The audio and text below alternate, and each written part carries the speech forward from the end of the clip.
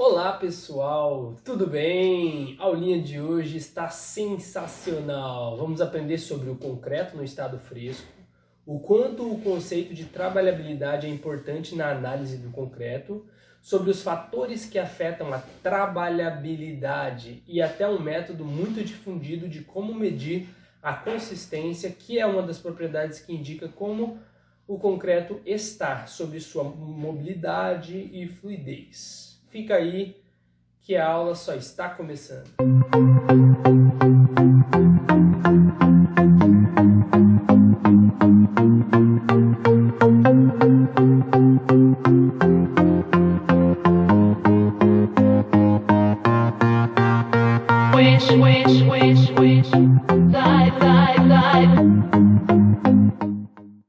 Você já viu um concreto fresco? Bom, a aula de hoje é sobre isso. O concreto ele tem duas fases, não sei se você sabia, mas a primeira fase é quando você acaba de misturar os componentes. Você está lá, pegou os componentes e misturou. Chamamos essa fase de estado fresco. Por que ele está fresco? Porque ele recém começou a virar concreto, ele ainda não está endurecido, ele ainda tá em formato de pasta. Então, esse é o concreto no estado fresco. A segunda fase é quando ele termina de endurecer. E aí é um estado endurecido. O estado fresco tem duas fases. Antes da pega e depois da pega.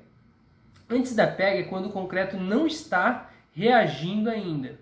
Ou seja, ele não deu a pega, ou seja, não deu o endurecimento. A pega, o pessoal quis dar esse nome de pega, deu a pega. Na realidade é porque ele endureceu. Ficou duro, entendeu? Quando começa a pega, que é a segunda fase, começa também o que nós chamamos de endurecimento, ou seja, começou a pega, então começou a endurecer, né? Início da pega. Isso acontece porque ele não endurece, ele começa a endurecer depois de um tempo, né? Por isso o concreto tem duas fases no estado fresco, que é antes da pega e depois da pega, e uma fase que é o estado endurecido. Então, basicamente, é isso que é o nosso concreto no estado fresco. No estado endurecido, a resistência é a propriedade mais importante do concreto. O que você quer do seu concreto? Você quer que ele seja resistente, que ele suporte as cargas. Já no estado fresco é a trabalhabilidade. Você sabe quando o concreto é considerado trabalhável? Já pensou nessa palavrinha? Trabalhável. Quando ele é adequado para a obra que se destina.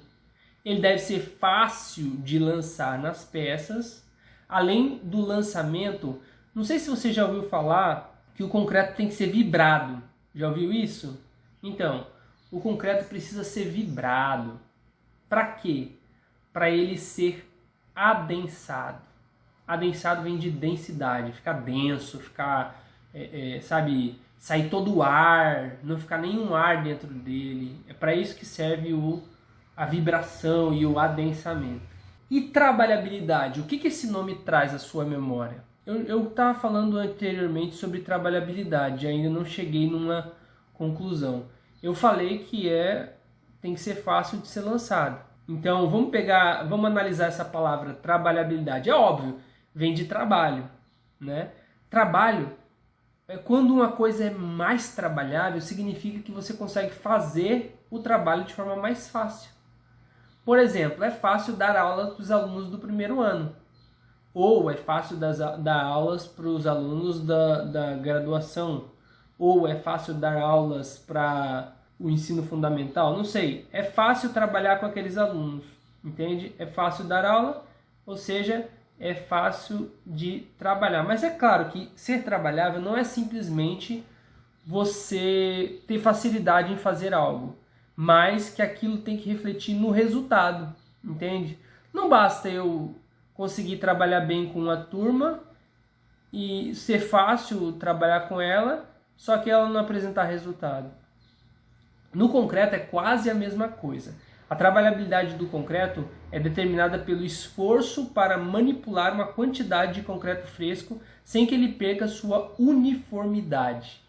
Então, o concreto precisa continuar uniforme Ele não pode perder a uniformidade, mas ao mesmo tempo tem que ser fácil de ser manipulado. Eu não estou falando daquela manipulação, tal, estou falando de manipulação de mexer. Tem que ser fácil mexer no concreto. Tem coisas que não são trabalhabilidade, mas afetam a trabalhabilidade no concreto. No concreto tem algumas coisas que assim ajudam a ser trabalhável ou não, entende? Não é a trabalhabilidade em si. Vocês não concordam que quanto mais fluido for o concreto, ou seja, quanto mais ele escoa, quanto mais parecido com a água, mais fácil é manipular o concreto? Não é fácil manipular a água? Mexer na água é fácil. Então, se o concreto se parecer mais com a água, então ele é fácil de manipular. Isso é fluidez. E mobilidade. Bom, mobilidade é a mesma coisa, né? A capacidade de você mover o concreto, né? Então, a mobilidade e a fluidez do concreto, eles são duas coisas que podemos medir por um ensaio chamado abatimento de tronco de cone. Tronco de cone, vocês vão ver. Tronco de cone é como se fosse um sorvete que você corta ele no meio. Ele vira tipo dois círculos, um maior, outro menor. É um tronco de cone.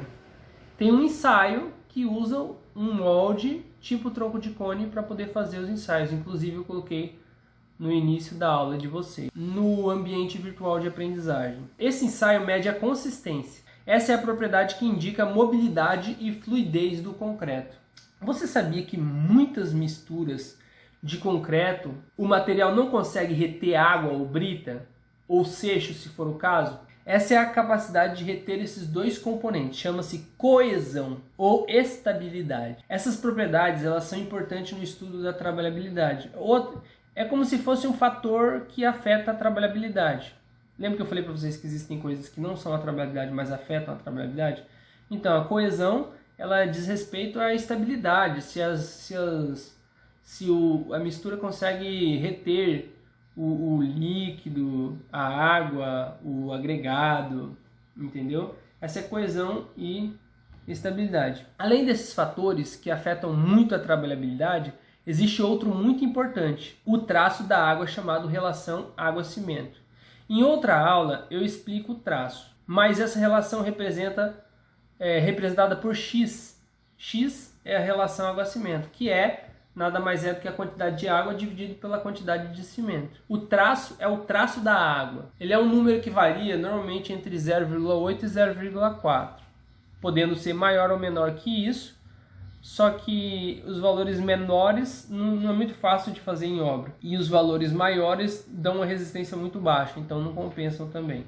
Então gira em torno de 0,8 e 0,4. Existem valores menores e maiores que este, mas não são muito práticos. O traço do cimento normalmente é 1, porque o traço do cimento está sempre em função da massa do cimento. Qualquer traço está em função da massa de cimento. Então o traço do cimento é 1, porque massa de cimento sobre massa de cimento é 1. Todo número dividido por ele mesmo é igual a 1. O traço da areia mais o traço da brita chama-se M. Se você pegar o traço da areia e somar com o traço da brita, vai dar um valor que a gente chama de teor de agregados. Se a gente somar o traço do cimento, que é 1, e o teor de agregados, que é o M, 1 mais M, nós vamos ter o teor de mistura seca. Agora, tem um número mágico da trabalhabilidade. É quando a gente divide o traço da água pelo teor de mistura seca. Ou seja, X dividido por 1 mais M.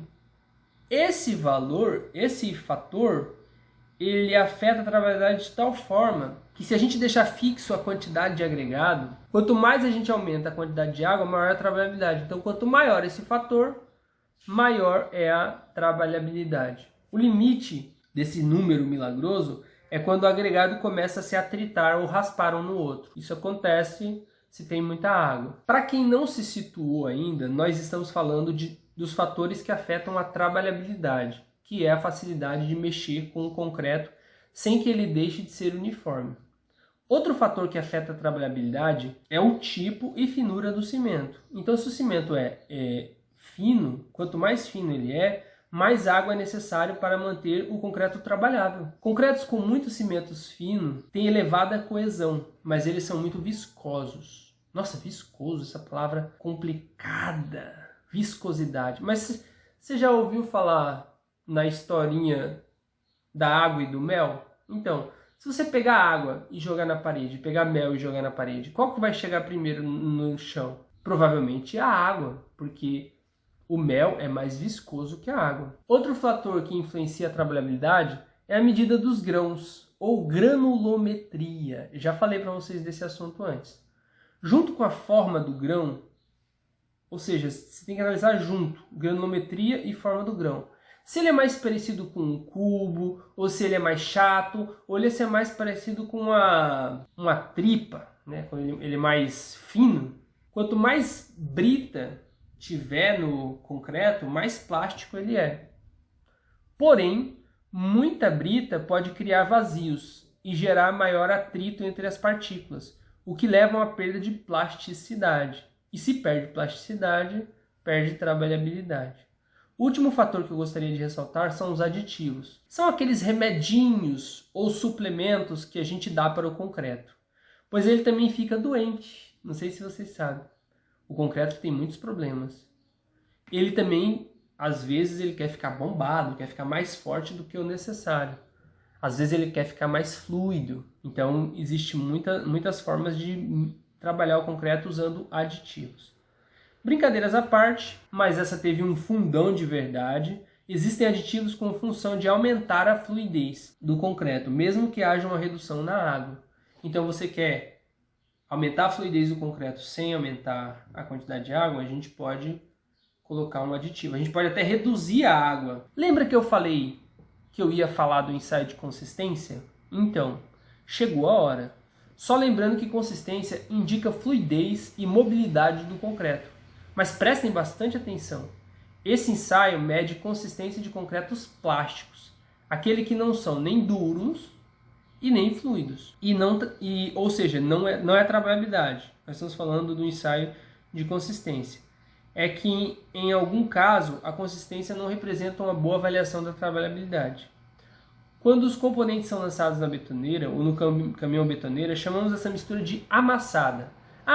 Vamos colocar uma amassada, 2 massadas, 3 massadas. Então, é uma nomenclatura que a gente usa para falar quando a gente faz uma mistura, aí outra mistura para diferenciar as misturas. Chama-se amassada. Esse ensaio, que é o slump test, ele serve para controlar a uniformidade entre as diversas massadas.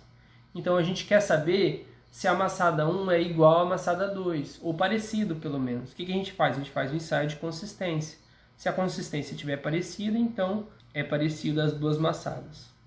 Ela é estabelecida por uma norma, chama-se NBR NM 67 de 1998. Para fazer o slump test, você vai precisar dos seguintes componentes. Você vai precisar de um molde em formato de sorvete que você cortou a ponta. Exatamente, é um tronco de cone. Uma placa de base, onde você vai apoiar o tronco de cone para colocar o concreto. Uma pá pequenininha para pegar o concreto e colocar dentro do molde. Uma haste para dar os golpes no concreto em espiral. Uma trena para medir o quanto o concreto vai abaixar. Porque esse chama-se abatimento, ou seja, o quanto que ele abateu o tronco de cone. Quanto que ele abateu, quando ele diminuiu, quando ele reduziu. Então esse é o abatimento de tronco de cone. E também você vai precisar de concreto. Eu tenho os itens, né? Que são esses. Mas o que falta para fazer o ensaio? Vamos aos passos. O primeiro passo do slump test é molhar o molde em formato de cone e a placa de base. Você vai molhar as duas coisas. Depois você deve colocar o molde sobre a placa. Você vai pegar o molde e colocar sobre a placa e pisar nas abas, que são tipo umas orelhinhas que tem no molde. Então você deve colocar o concreto no molde até encher, mas você não pode ser apressado, deve ser em 3 camadas iguais. Quando você colocar a primeira camada, você tem que dar 25 golpes em espiral. Nas próximas camadas você vai ter que fazer a mesma coisa, a diferença é que você vai dar golpes mais profundos para costurar as camadas. Depois que você raspar o excesso, porque você vai jogar o concreto no tronco de cone até ele transbordar. Aí você vai raspar a parte de cima para ficar bem rente mesmo o concreto. Depois você vai erguer e vai tirar ele de 5 a 10 segundos. Ou seja, você tem que ir contando segundos até quando chegar no 5 você já pode ter tirado, mas você vai tirando, né? Vai tirando e vai contando. 1, 2, 3, 4, 5. Se você tirar em 5 segundos, tudo bem. Se você tirar em 10 segundos, tudo bem. Então, tem que ser de 5 a 10 segundos para você tirar o molde. Por último, você deve medir o abatimento por meio da haste. Você vai pegar a haste, você vai pegar o molde, vai colocar o molde do lado do montinho de concreto, vai colocar a haste, pegar a trena e medir o tanto que afundou o montinho de concreto. Esse é o slump test.